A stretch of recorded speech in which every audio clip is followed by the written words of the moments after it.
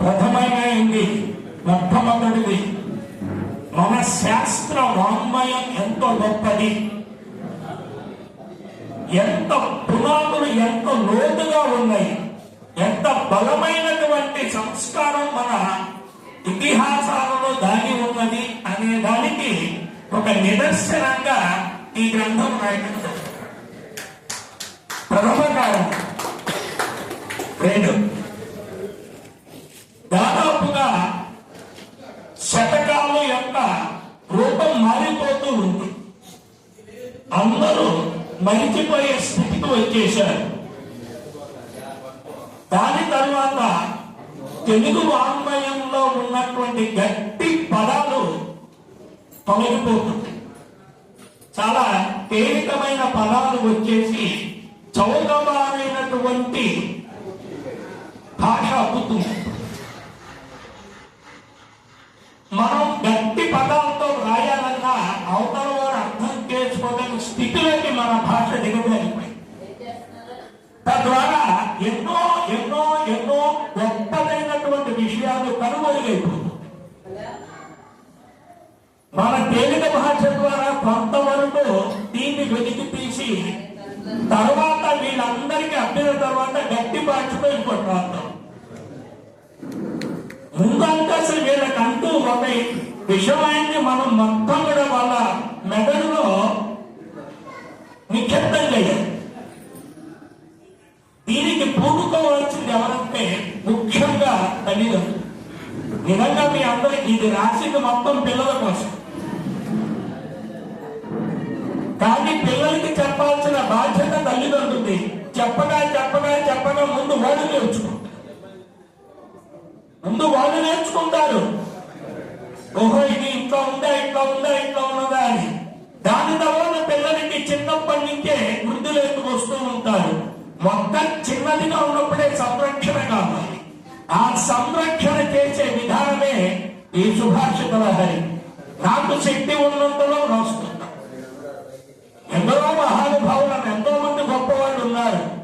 నేను అతీతులే కాదు, మామూలు వాడినే. కానీ నా బాధ అంతా ఆ పద్యాల్లో రాసి. మూడవది, ఏ ఒక్కరు బాగుపడ్డా చాలు.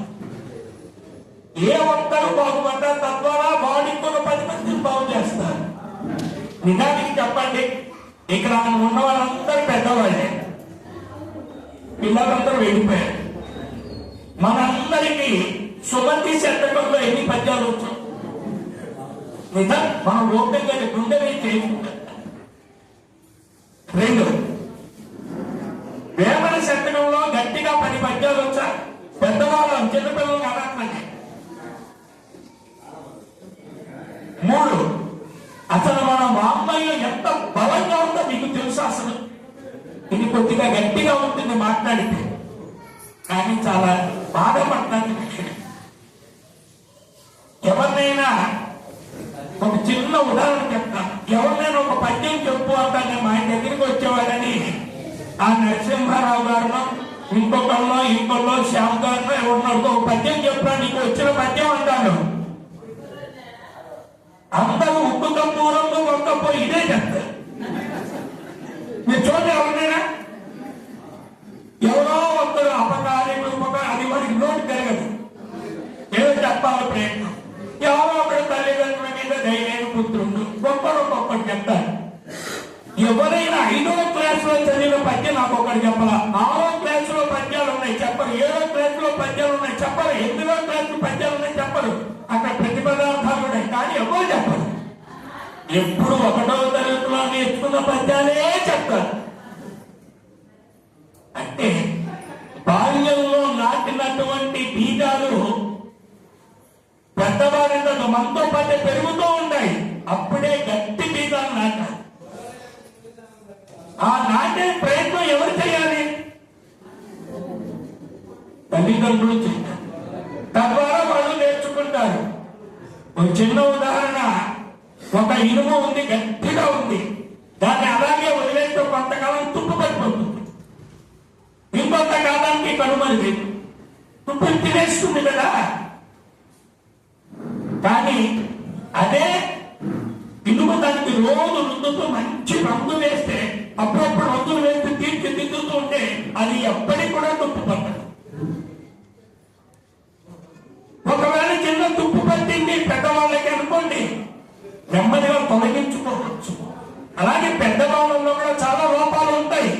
ఆ లోపాన్ని లోపం ఉంది అంటే ఇంకా కోపం వస్తుంది వాడు. అన్నీ ఈ పద్యాలన్నీ ఎట్లా ఉంటాయంటే ముందు మనం సంస్కరించుకుంటారు పెద్దవాళ్ళు, తద్వారా పిల్లలు. ఒక చిన్న ఉదాహరణ చెప్పి జ్ఞాపుతారు. ఒకసారి ద్రోణాచార్యులు వారు పిల్లలందరికీ ఒక్కొక్కడికి ఒక్కొక్క లడ్డు ఇచ్చి ఎవ్వరు చూడకుండా ఉన్న ప్రదేశంలోకి వెళ్ళి లడ్డు తినిపోండి అంటే ఒక్కొక్కరు గోడ చాటున, ఇంకో చాటున, ఆ చాటున, ఈ చాటున అందరికీ వచ్చారు. ధర్మరాజు వారు వచ్చారు. ఆ చేతిలో లడ్డు, అందరూ ఎవరి చేతిలో లడ్డు లేదు. ఏమైనా నీకెక్కడ ఎవరు చూడని ప్రదేశం దొరకలేదా? ఎక్కడా దొరకలేదు. నేను ఏం చేస్తున్నాను అనే విషయం భగవంతుడు తెలుసు కదా, ఆయన చూస్తున్నాడు కదా. ఆశ్చర్యం ఎప్పుడో తెలిసేది ఇది ధర్మరాజు వారికి 6 ఏళ్ల వయసులో. అందుకనే ధర్మరాజు అంత సంస్కారంగా పెద్దయినా కూడా పెరుగుతూనే ఉంటారు. ప్రతి దాంట్లో భగవంతుడు చూస్తున్నాడనే భయం ఆయనకు ఉంది. భయం లేనివాడు గౌరవం. అలాగే చిన్నపిల్లలకి మొట్టమొదటి దగ్గర నుంచి తల్లిదండ్రుల మీద ధైర్యాన్ని పుత్రుడు పుట్టలేని వాడు గిట్టలేని పుట్టలోని కథలు పుట్టవా గిట్టవా స్పదాభిరా అని చెప్పే పెట్టం కాక నా తల్లిదండ్రులు నేను చూసుకోవాలి కదా, తల్లిదండ్రులే కదా మనకి దైవం అని చిన్నప్పటి నుంచే వారికి వస్తుంది. అప్పుడు తల్లిదండ్రులు ఎంత చక్కగా చూస్తారు. ఎవరికైనా అసలు ఇప్పుడు ఈ పద్యాల్లో పైన 2వ తరగతి 3వ తరగతి ఈ పద్యాల్లో పైన టింకిల్ నిట్టిస్తారు. అబ్బాయి ఉండరు ఏమీ లేదు, ఏమీ లేదు దాన్ని పట్టుకొని వెళ్ళవుతున్నాం. అన్ని ఉన్నదాన్ని వదిలేసాం. ఎంత దౌర్భాగ్యం చూడండి. కనీసం ఒక్క పద్యం చదివి రోజుకి ఒక్క పద్యం పిల్లలకి చెప్తే లేదా మీరు మననం చేసుకున్నాయని మాట్లాడండి. సుభాషితం అంటే గొప్పతనం అదే. సుభాషితము మంచి మాట. ఏది మంచి మాట? మనల్ని మార్చేది మంచి మాట. మనల్ని మార్చే ప్రయత్నం చేసేది ఒక కవిత్వానికి ఉంది, ఒక పద్యానికి ఉంది, ఒక వాక్యానికి. కాబట్టి కొన్ని భావాలు గద్యంలో రాయను. నేను ఎంతో ప్రయత్నం చేశాను. పెద్దది వస్తుంది, అంత పెద్దది కూడా చిన్నదాంట్లో నిక్షిప్తం పద్యాల్లో చేయాలి. నిజానికి పద్యం రాయటమే తేలిక మనం అందరం అనుకుంటాం, కానీ గద్యం రాయటమే పెద్దది వస్తుంది. అది ఏమర్థం? అందుకే మన పురాణాలు మనకు తెలుగు భాషలోనే పద్యాలు ఉన్నాయండి. ఏ భాషలో పద్యాలు లేవు. పోతనామాచి వారు పద్యాలు రాశారు. ఏ భాష ఏ కవి పద్యాలు లేవు మనకు. అటువంటి వాంగ్మయాన్ని మనం పోగొట్టుకుంటున్నాం. ఎంత భాషని పోగొట్టుకుంటున్నాం మనం, అది చాలా బాధాకరమైన విషయం. ఆ బాధతోటే అందరికీ కొద్దిగైనా ఉపయోగపడుతుందనే ఉద్దేశంతో నేను చాలా శ్రమించి రాశాను. నన్ను చాలా ఆవేదన పొందుతూ రాసింది. చాలా ఆవేదన పొందుతుంది. ఈ సమాజం ఎంత అయిపోయిందో చూడండి. అందరూ ఎవ్వరికి నీతి లేదు, సంస్కారం లేదు, ఎవరి దగ్గర ఒక నిబద్ధత లేదు, ఏమీ లేకుండా అయిపోయాం. ఎట్లా ఉంది? దారుణమైన విషయం. కాబట్టి చివరిగా నేను చెప్పే సందేశం ఒకటే. మీరు ఒక్క పద్యం నేర్చుకోండి, పిల్లలకి ఒక పద్యం నేర్పండి. 300 రోజులు 300 పద్యాలు అయిపోతాయి. పిల్లల తర్వాత చూడండి నిర్ణయం అవుతారు. చూడండి, ఒకసారి విత్తనం నాటండి. మీరు మంచి విత్తనం నాటితే మంచి ఫలాలు. మంచిగా మీరు పిల్లలకి సద్బోధ చేస్తే ఒక్కొక్కడు ఒక శంకర భగవత్పాదుల ఒక వివేకానందులాగా ఒక మహనీయ పురుషులాగా తయారవుతారు. ఛత్రపతి శివాజీ తన తల్లి జిజియాబాయి దగ్గర నేర్చుకున్నట్టు ఎప్పుడు రామాయణ భాగవత కథలే చెప్పేది. శివాజీ మహారాజు అంత గొప్ప వీరుడు తయారు కారణం తల్లి జిజియాబాయి.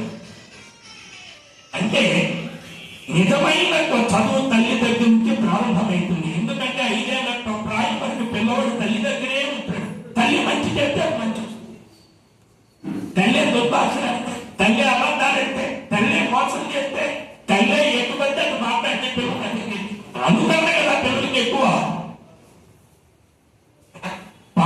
ఏ రోజు చిన్నప్పటి తప్పు చేయలేదు.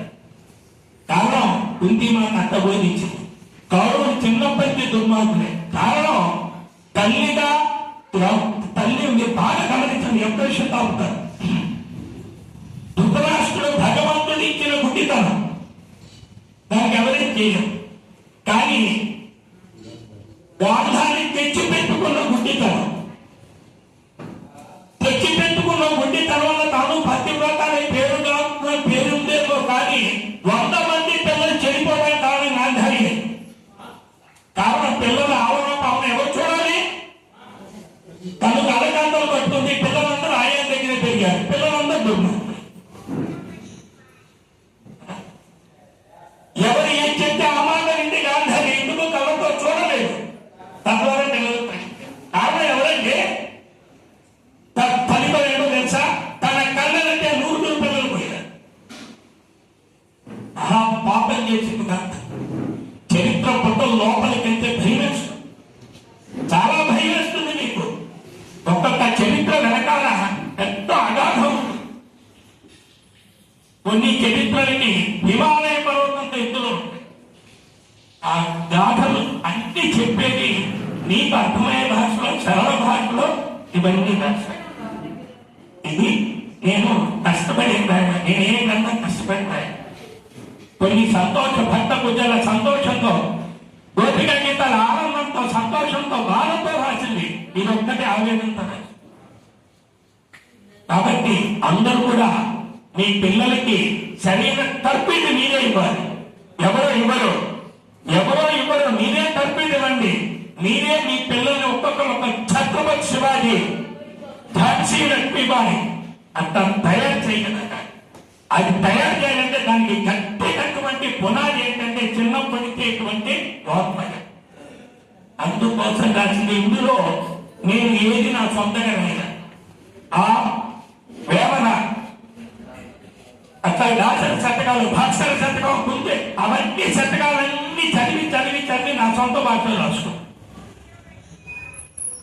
ప్రతిదానికి బలం ఏంటో తెలుసండి? ఉపమానం. ప్రతిదానికి బలం ఏంటంటే ఉపమానం. మీకు ఒకే ఒక్క పద్యం చూపిస్తాను ప్రమాణంగా. అది చూడండి చాలు. అదొక్కటి తెలిసి దీన్ని ఆపేద్దాం. ఒక్కసారి అంటే అన్ని నాకు అన్ని బాగుంటాయి. మొట్టమొదటి పేజీలో 5వ పద్యం చూడండి.